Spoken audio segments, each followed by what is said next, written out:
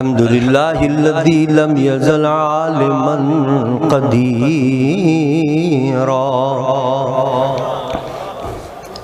حيا قيوما سميعا بصيرا والصلاة والسلام على رسوله أرسله بالحق بشيرا ونذيرا وعلى آله وأصحابه كثيرا كثيرا أما بعد فأعوذ بالله من الشيطان الرجيم بسم الله الرحمن الرحيم اركض برجلك هذا مغتسل بارد وشراب صدق الله وصدق رسوله النبي الأمين الكريم ونحن على ذلك لمن الشاهدين والشاكرين والحمد لله رب العالمين إن الله وملائكته يصلون على النبي يا أيها الذين آمنوا صلوا عليه وسلموا تسليما درشی پڑھ لی اللهم صل على سيدنا مولانا محمد وعلى آل سيدنا ومولانا محمد بعدد كل ذرة مئة ألف مرة الصلاة والسلام عليك يا رسول الله الصلاة والسلام عليك يا حبيب الله الصلاة والسلام عليك يا رحمة للعالمين وعلى آلك وأصحابك يا شفيع المذنبين حمد و صلاۃ کے بعد مقتدر مشائخ اعظام واجب الاحترام علماء کرام اور حاضرین محفل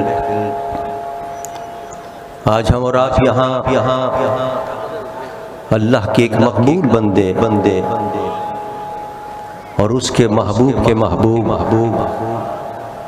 اور ایک سچے عاشق رسول اور ایک عظیم ولی کامل پیر طریقت رہبر شریعت عالم عارف بے بدل حضرت قبلہ پیر سید غلام حسین شاہ صاحب نبر اللہ مرقدہ ورحمۃ اللہ تعالی علیہ کے عرس مبارک کی تقریب میں حاضر ہیں اور اپنے دامنوں کو اللہ کی رحمت سے مالا مال کر رہے حاضر محترم حضرت کی زندگی میں اکثر ان کی خدمت میں آنا ہوتا تھا، حاضری دیتے تھے ہم بڑے شفیق بڑے مہربان تھے اور جو کتابوں میں پڑھی ہم نے صفات اولیاء کرام کی صوفیاء کرام کی وہ صفات ان کے اندر بدرجہ اتم موجود ولی کامل ہوتے ہوئے اس پائے کے بزرگ ہوتے ہوئے علماء کا اتنا ادب اور احترام تھا ہم جیسے ہیچ مدان لوگ بھی حاضر ہوتے تھے تو ہم سے بڑی شفقت فرمایا کرتے تھے اور وہ آستانہ کے جہاں سے سینکڑوں ہزاروں نہیں لاکھوں لوگوں نے فیض اٹھایا اور جنہوں نے لوگوں کو عشق مصطفیٰ کے بھر کے جام پلائے عشق صحابہ اور محبت اہل بیت اطہار کے نور سے لوگوں کے دلوں کو روشن کیا اور منور کیا عزیزان ایمان ان کے فیض کی کیا بات کریں جو آتا تھا خواہ وہ غریب ہو یا امیر خواہ وہ بادشاہ ہو یا فقیر سب یکساں ان کے در سے فیض پایا کرتے تھے اور کیوں نہ ہو میں نے جو آیت مقدسہ تلاوت کیا میں اللہ تعالیٰ یہی اپنے محبوب کی امت کو بتا رہا ہے کہ میرے محبوب کے پیاروں کی کیا شان ہوتی ہے۔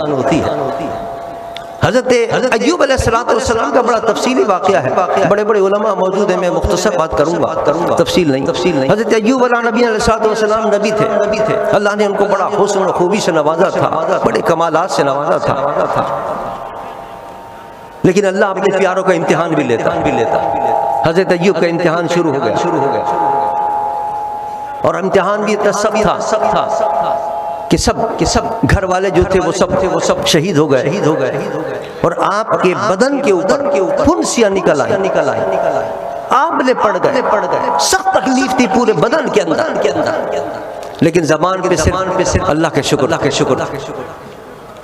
کوئی دن 2 دن نہیں، 10 دن نہیں، مہینہ 2 مہینہ نہیں، کئی سال گزر گئے اس حال کے اندر، اسی تکلیف کے اندر رہے۔ ایک روز اللہ سے عرض کرتے ہیں، رب انی مسنی الضر وانت ارحم الراحمین، اے اللہ یہ مجھے تکلیف ہے، تو ارحم الراحمین، رحم کرنے والا، کرم کر دے۔ اللہ نے فرمایا تم امتحان میں تو کامیاب ہو گئے ہو، اچھا اب یہ کرو، ارکض برجلک ھذا مغتسل بارد وشراب، اللہ نے فرمایا اے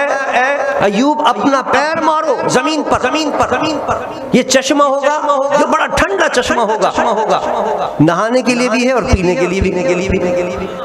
حضرت ایوب نے، یہ قرآن کہہ رہا ہے، حضرت ایوب نے پیر مارا، چشمہ جاری ہو گیا، اور اس پانی سے جب انہوں نے غسل کیا تو سارے جتنی بیماری تھی وہ سب دور ہو گئی، پیا تو تمام جو اندرونی بیماریاں تھیں وہ بھی ساری دور ہو گئی، نور دل کے اندر پیدا ہو۔ اور بھی آگے اللہ نے تفصیل بیان کی ہے، لیکن میں صرف اس واقعے سے سبق جو اللہ رب کائنات ہمیں قرآن کے ذریعے دینا چاہتا ہے وہ کیا سبق یہ کہ دیکھیے چشمہ نکالنے کے لیے، زمین سے پانی نکالنے کے لیے تو بہت سے طریقے ہیں۔ آج کل تو ٹیوب ویل وغیرہ بھی ہو گیا ہے، اس زمانے میں تو ٹیوب ویل نہیں تھا، حضرت ایوب کے زمانے میں، لیکن کڑھاڑی تو ہوتی ہوگی، کوئی بیلچہ ہوتا ہوگا، کوئی نوکیلی چیز ہوتی جس سے کھودتے ہوں گے لوگ، کنویں کو کھودتے ہوں گے، پانی نکالتے ہوں گے، لیکن اللہ نے یہ نہیں فرمایا کہ نہیں کدال کے ذریعے یہاں روزن کرو اور یہاں سے پانی نکالو، یا کلہاڑی کے ذریعے یہاں سے روزن کرو، نہیں، فرمایا اپنا پیر مارو۔ جب انہوں نے پیر مارا تو اس میں چشمے جاری ہو گئے۔ امت مصطفیٰ کو سبق دینا مقصود تھا کہ اللہ کی ہدایتوں کے اور اللہ کی رحمتوں کے چشمے اگر تم بھی حاصل کرنا چاہتے ہو تو اللہ کے ولیوں کے قدموں میں آ جاؤ، یہاں بھی لیں گے تمہیں چشمے۔ مرحبا۔ آج جو یہ لاکھوں عوام پوری پاکستان نہیں پوری دنیا کے اندر پھیلے ہوئے ہیں، اس آستانے سے تعلق رکھنے والے وہ یہاں کیوں آئے؟ اس لیے آئے کہ یہاں اللہ کے ولی کے قدموں سے چشمے اللہ کی رحمت کے جاری ہو رہے ہیں، فیض مل رہا ہے۔ وہ کس کو فیض نہیں مل رہا؟ کون سا فیض نہیں مل رہا؟ بڑے عمرہ بھی آتے ہیں تو وہ بھی فیض لے کے جاتے ہیں، بڑے لوگ آتے ہیں تو وہ بادشاہت اور یہاں سے لے کر جاتے ہیں اور وزارتیں یہاں سے لے کر جاتے ہیں، ان کی دعا ہو جاتی تو اللہ کرم فرما دیتا۔ یہ تو وہ لوگ ہیں جو تقسیم کرتے ہیں، علم یہاں سے تقسیم ہوتا ہے، رزق یہاں سے تقسیم ہوتا ہے، لوگوں کی تمام مشکلیں یہاں سے آسان ہوتی ہے۔ کسی کو ولایت ملتی ہے تو ان آستانوں سے ملتی ہے، اور کسی کو وزارت و بادشاہت ملتی ہے تو وہ بھی انہیں آستانوں سے ملتی ہے۔ یہ رجب المرجب کا مہینہ چل رہا ہے، حضرت خواجہ غریب نواز کا مہینہ ہے۔ حضرت خواجہ غریب نواز رضی اللہ تعالیٰ عنہ کے دور اقدس کے اندر اس وقت کا بادشاہ ہزار کوششیں کرتا ہے اور کوشش کر کے ہندوستان پہ حملے کرتا ہے، شہاب الدین غوری، لیکن ناکام ہوتا ہے، حملہ کرتا ہے ناکام ہوتا ہے، حملہ کرتا ہے ناکام ہوتا ہے۔ رات کو سو رہا ہے، حضرت خواجہ غریب نواز کی زیارت ہوئی، فرمایا ہندوستان کا تخت تیرا انتظار کر رہا ہے، آ جا۔ اس نے کہا حضرت کب سے میں نے تو حملے کر رہا ہے، اب آ جا، ہم حکم دے رہے ہیں۔ شہاب الدین غوری حملہ کرتا ہے حضرت خواجہ غریب نواز کے حکم پر، اور اور اللہ اس کو فتح عطا فرما دیتا ہے۔ ہندوستان پر اسلام کا پرچم لہراتا ہے۔ جب وہ آپ کی خدمت میں آیا تو کہا حضور یہی تو صورت تھی جو میں نے خواب کے اندر دیکھی تھی اور آپ کے حکم پر آیا تھا، یہ بادشاہ تو آپ نے مجھے عطا فرمایا۔ پتہ یہ چلا کہ یہ وہ آستانے ہیں اللہ کے ولیوں کے کہ جہاں سے لوگوں کی مشکلیں بھی آسان ہوتی ہیں، پریشانیاں بھی دور ہوتی ہیں، دین و دنیا کی مشکلیں آسان ہوتی ہیں اور دین و دنیا کا فیض ملتا ہے، بادشاہتیں بھی یہاں سے ملا کرتی حضرت قبلہ رحمت اللہ تعالی علیہ حقیقت یہ کہ ایک اللہ کے مقبول ولی تھے، انہوں نے اس عالم کے اندر جو فیض پہنچایا ہے، کتنے لوگ بھٹکے ہوئے تھے، کتنے راہ راست پر نہیں تھے، لیکن حضرت کے نگاہ پڑتی تھی تو اللہ تعالیٰ ان کو فیض عطا فرما دیا کرتا تھا۔ جو اس قدموں سے وابستہ ہو جاتا تھا ارکض برجلک ھذا مغتسل بارد وشراب، اس کو ان قدموں سے فیض ملا کرتا تھا۔ یہاں سے فیض کے چشمے جاری ہو رہے تھے اور لوگ فیض اٹھا کر گئے ہیں اور عالم کے اندر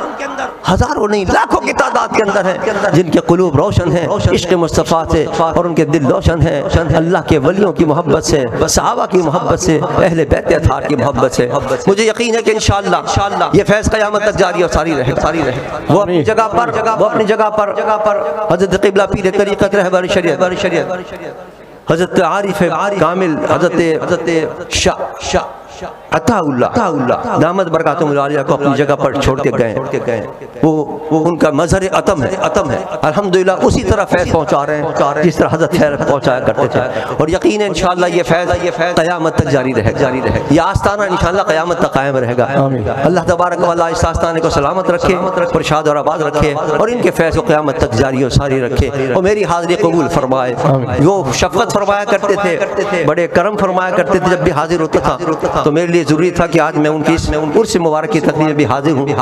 حالانکہ آپ کو پتہ ہے آج کل تو بڑی مصروفیت چل رہی ہے الیکشن کی، لیکن تمام مصروفیات چھوڑ کر میں حاضر ہو گیا ہوں۔ اللہ میری حاضری قبول فرمائے اور صاحب عرس کی نگاہ کرم سے ہمیں اور آپ کو سب کو مالا مال فرمائے۔ وما علینا الا البلاغ۔